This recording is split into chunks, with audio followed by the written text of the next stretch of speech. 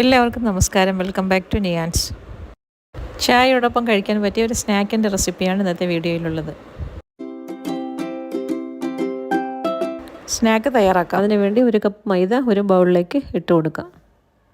അതിലേക്ക് ആവശ്യത്തിന് ഉപ്പും ചേർത്ത് കൊടുത്ത് കുറേശ്ശേ വെള്ളം ഒഴിച്ചു കൊടുത്ത് നല്ലതുപോലെ ഒന്ന് കുഴച്ചെടുക്കാം.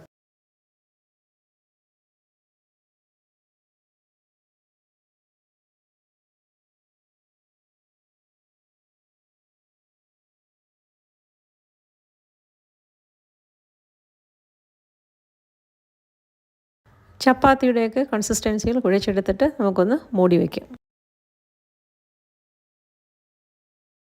ഇനി ഫില്ലിംഗ് തയ്യാറാക്കാം. അതിനുവേണ്ടി അര കപ്പ് ചിക്കൻ വേവിച്ച് മിക്സിയിലിട്ട് ക്രഷ് ചെയ്തത് ഒരു ബൗളിലേക്ക് ഇട്ട് കൊടുക്കാം. അതിലേക്ക് ഒരു സവാളയുടെ പകുതി ചെറുതായി കട്ട് ചെയ്തതും ചെറിയൊരു പീസ് ക്യാപ്സിക്കം ചെറുതായി കട്ട് ചെയ്തതും ചെറിയ ഒരു കൂടം വെളുത്തുള്ളി ഫുള്ളും ചെറുതായി കട്ട് ചെയ്തതും അര ടീസ്പൂൺ കുരുമുളക് പൊടിയും ഒരു ടീസ്പൂൺ സോയ സോസും ഒരു ടീസ്പൂൺ കോൺഫ്ലോറും ആവശ്യത്തിന് ഉപ്പും കൂടി ചേർത്ത് എല്ലാം കൂടി നന്നായി ഒന്ന് മിക്സ് ചെയ്ത് എടുക്കാം.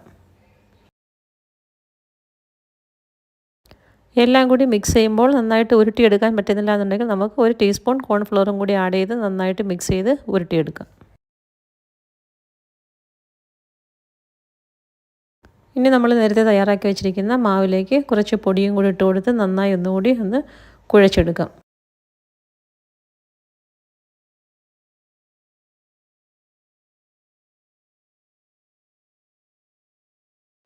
ഇനി അതിനെ നന്നായി ഒന്നുകൂടി കുഴച്ച് റോൾ ചെയ്ത് കട്ട് ചെയ്തെടുക്കാം.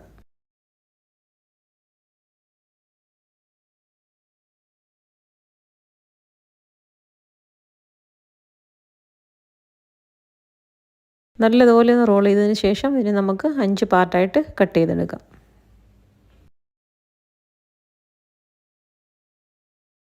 ഇനി ഓരോ പീസും നമ്മൾ കയ്യിൽ വെച്ച് നന്നായി ഒന്നുകൂടി കുഴച്ചതിന് ശേഷം വീഡിയോയിൽ കാണുന്നത് പോലെ ഈ ഒരു ഷേപ്പിൽ ആക്കിയെടുക്കാം. ഒരു ബൗളിൽ കുറച്ച് ഓയിലെടുത്ത് ഈ ഓരോ പീസ് നമുക്ക് എണ്ണയിലിട്ട് മുക്കി മാറ്റി വയ്ക്കാം. ഇങ്ങനെ ബാക്കി എല്ലാ പീസും ഇതേപോലെ റോൾ ചെയ്ത് എണ്ണയിൽ മുക്കി വയ്ക്കാം.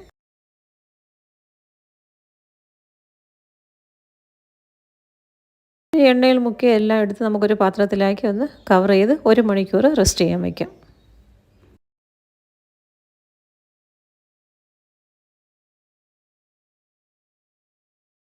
ഇനി നമുക്കിത് എവിടെ വെച്ചാണോ പരത്തേണ്ടത് അവിടെ നല്ലതുപോലെ ഒന്ന് ഓയിൽ തേച്ച് കൊടുക്കാം.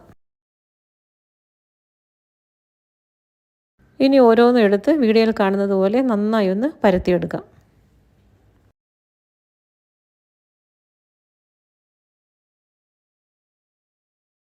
വീഡിയോയിൽ കാണുന്നത് പോലെ നന്നായി ഒന്ന് പരത്തിയതിന് ശേഷം ഒരറ്റത്ത് നമ്മൾ നേരത്തെ തയ്യാറാക്കി വെച്ചിരിക്കുന്ന മിക്സ് ഉരുട്ടി ഒരു ബോളാക്കി വെച്ച് കൊടുക്കാം. ഇനി മടക്കി തുടങ്ങുന്നിടത്ത് നല്ലതുപോലെ ഒന്ന് കവർ ചെയ്ത് വലിച്ച് നീട്ടി ഓരോ ഭാഗവും വലിച്ച് നമുക്കിത് ഉരുട്ടിയെടുക്കാം. ഓരോ ഭാഗം ചുറ്റുമ്പോഴും നന്നായി ഒന്ന് വലിച്ച് നീട്ടിക്കൊടുത്ത് നല്ലതുപോലെ ഒന്ന് ചുറ്റിയെടുക്കാം.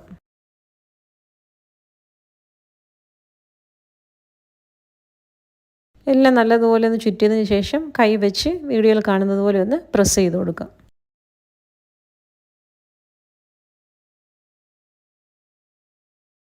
ഈ ഒരു ഷേപ്പിലാണ് ഇതിരിക്കേണ്ടത്.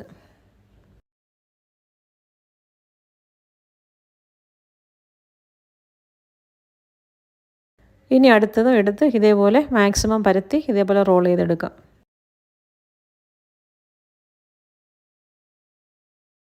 മാവ് നന്നായി സോഫ്റ്റായിരിക്കുന്നത് കൊണ്ട് തന്നെ നമുക്ക് നല്ലതുപോലെ വലിച്ച് നീട്ടി ഇതിനെ ഉരുട്ടിയെടുക്കാൻ പറ്റും.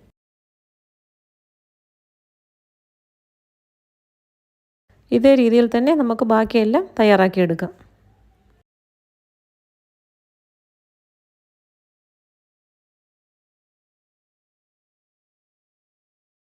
ഇനി ചൂടായി കിടക്കുന്ന എണ്ണയിലേക്ക് ഫ്ലെയിം മീഡിയത്തിലാക്കിയതിന് ശേഷം നമുക്കിത് വറുത്തെടുക്കാം. 3-4 പ്രാവശ്യം തിരിച്ചും മറിച്ചും ഇട്ട് മീഡിയം ഫ്ലെയിമിൽ വറുത്തെടുക്കാം.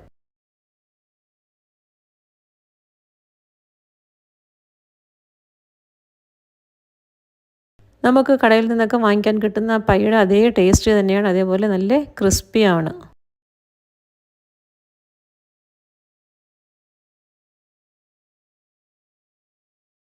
എല്ലാവരും ഇതേപോലെ ഒന്ന് ട്രൈ ചെയ്ത് നോക്കി, തീർച്ചയായും ഇഷ്ടപ്പെടും.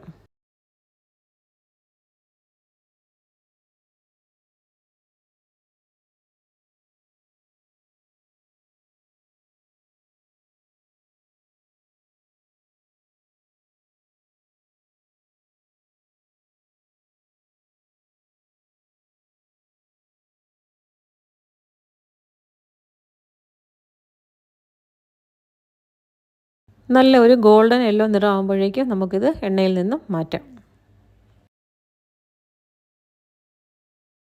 എല്ലാവരും ഒന്ന് ട്രൈ ചെയ്ത് നോക്കൂ. ഇഷ്ടമായാൽ ലൈക്ക് ചെയ്ത് സബ്സ്ക്രൈബ് ചെയ്ത് സപ്പോർട്ട് ചെയ്തേക്കൂ.